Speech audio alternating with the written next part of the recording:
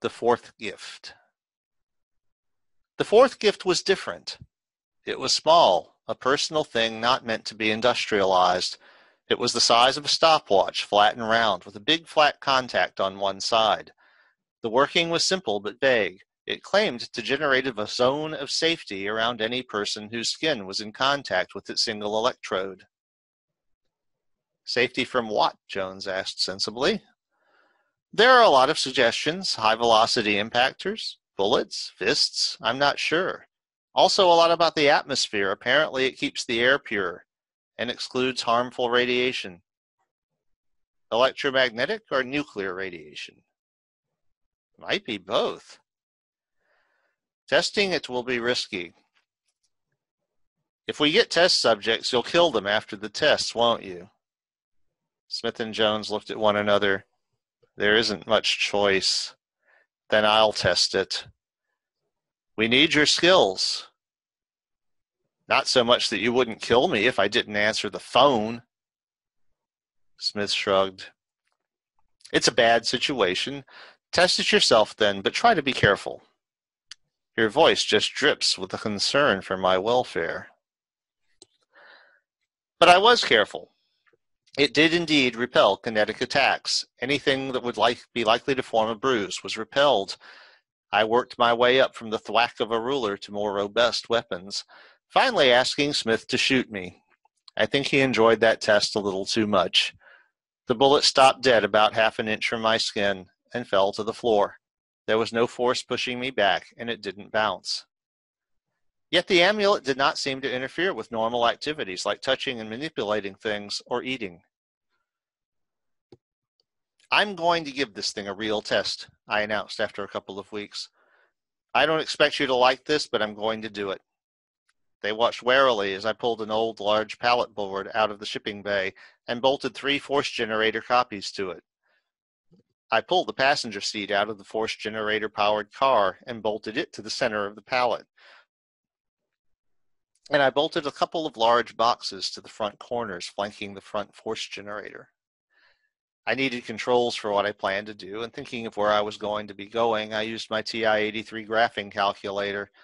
I told Smith and Jones that I wanted certain gauges, and the next morning a large box arrived, packed with the things I'd asked for. By the second evening, after I had my idea, I was ready to try it. A flying car, Smith said dryly. I'd never have thought of that. It might be more than that, I said, making sure the safety generator was solidly taped to my thigh. Maybe a lot more. I tapped keys, and the pallet board lifted off, slowly at first. I tapped more keys, and it swiveled, dipped, swooped. I found a bug and landed, made some code changes, took off again. This time it performed as I had hoped, and I nudged it smartly upward. At first there was a stiff breeze for my acceleration, but it soon thinned. At the front corner of the pallet, the air pressure was dropping perilously. It was down to 0.2 of a bar and dropping, but the gauge on my wrist was pegged at 0.7 of a bar, and I was breathing easily. A little later, the gauge on the pallet had dropped to 0, and the sky had turned black. But my wrist still said 0.7 of an atmosphere.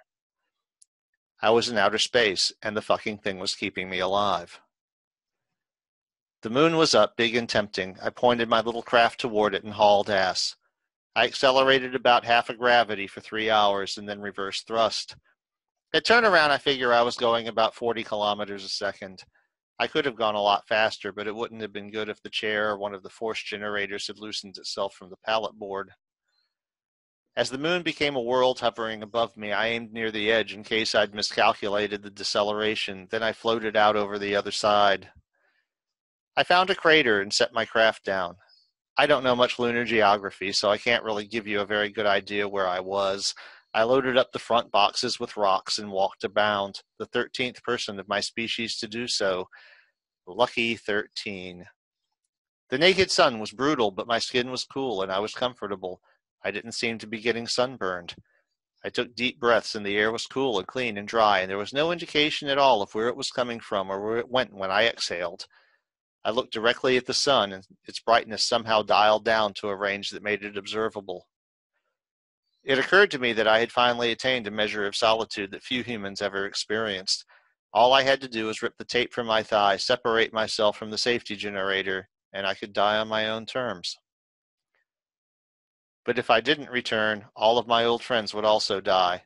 I no longer cared whether I continued to live, but I wasn't yet at the point where I could accept responsibility for that. So I got back on the seat, strapped myself in, and floated up into the infinite blackness. From here, I could go to Mars or Jupiter or even some distant star, and with very little effort, one could use a gang of these force generators to outfit a properly equipped craft that could actually return home from such a journey. But instead I went back, with more difficulty than I expected, found the installation in Idaho, and delivered my load of moon rocks to a pair of rather dumbfounded agents. They made me take a physical, which showed no ill effects from my day trip in space. Clearly, the safety generator was as much spacesuit as it was mugger repellent. With such devices, it would be a trivial matter for humans to colonize all of the solid worlds of our solar system. But then again, what would happen if they just stopped working one day? I had my trip in space, and I took one rock with me home as a souvenir when I went home. The fifth gift. We've had an idea, Smith told me. That must have hurt, I said. The matter generator creates a perfect shield before the duplication process is triggered. We think you could test the new device within the duplication shield. It's certainly a better shield than anything we've ever built, but the book suggests this new thing is much more advanced. They seem quite proud of it. Well, the other thing would be to trigger it with a timer. Do you think the field would cut off if the circuit was interrupted? Yes, the book is very clear on that. Then let's test it in the duplicator shield with the timed cutoff. Upstairs, they think this is an acceptable approach. Well, who am I to argue with upstairs? So we set it up with the big alligator clips on the new gift and my matter generator panel. I set the matter generator controls to duplicate the test room into another empty room and wired up a trigger. The trigger would fire one time delay relay that would hold the matter generator shield up for 10 seconds, and another that would trigger a second relay in 2 seconds, and that third relay would hold the new device online for 5 seconds. I figured that would give me time to sample its effects while hopefully isolating the rest of the world.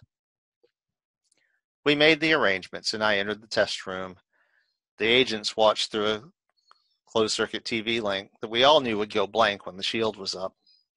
I used a big screwdriver to tighten all the wires and then hit the trigger. The walls turned mirror. I was within the shield, just like the time we tried to see if the matter generator would duplicate me. It had copied the chair I was sitting on and my clothes and my jewelry and my wallet and even some threads we identified as being the permanent sutures from my hernia repair, but it didn't copy my body. This time we wouldn't even be triggering the copy function. The second relay clicked. The new device came online.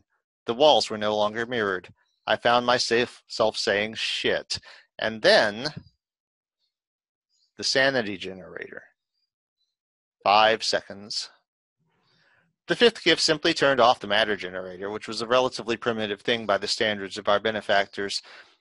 As the fields established itself, it overshot, and for one bright moment it seemed I was sharing the thoughts of every single human being on the planet.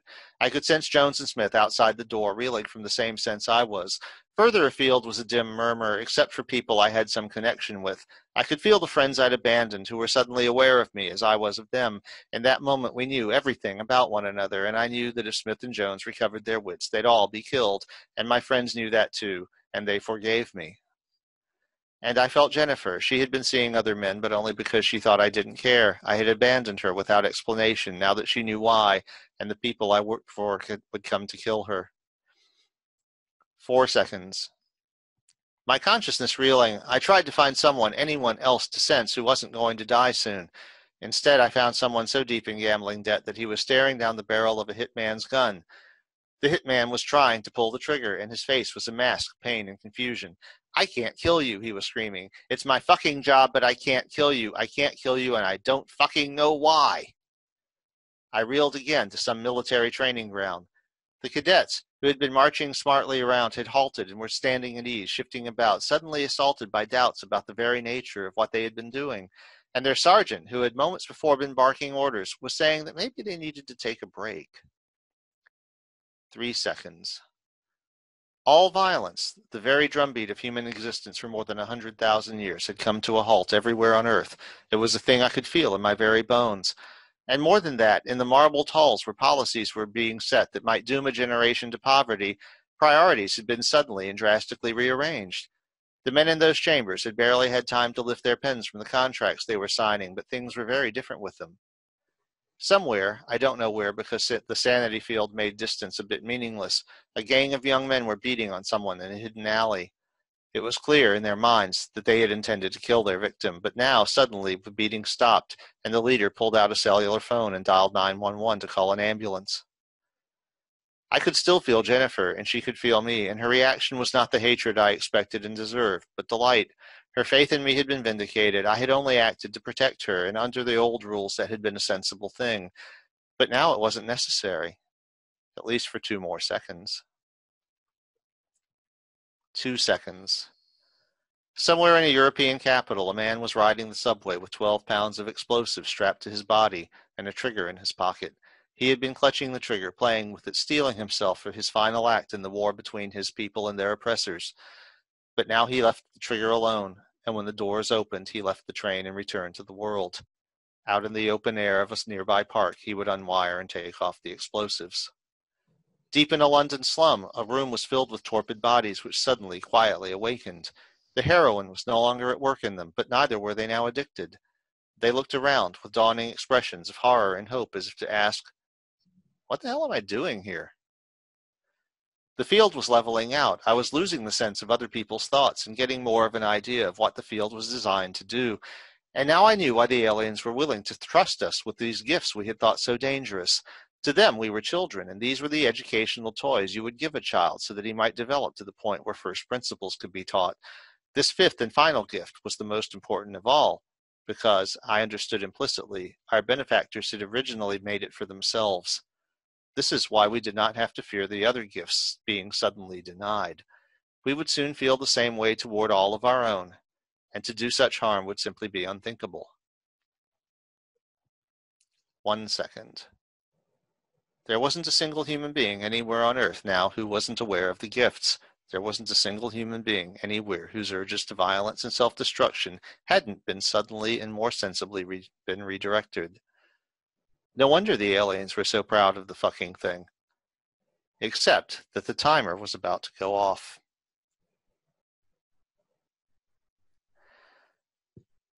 Smith and Jones came in with solder and a torch. I was holding the screwdriver across the sanity generator's terminals, and I held it there while they fixed a permanent jumper across it. "You might as well take copies of the other gifts with you," Smith said. "We'll have to figure out how to distribute them." "It shouldn't be hard. We can duplicate our own panels along with the matter generators, and with them driving the process, it should be exponential. Within a few days, we'll have the whole planet covered." "It's hard to see exactly where it will go," Smith said. "I'm not sure what we'll do."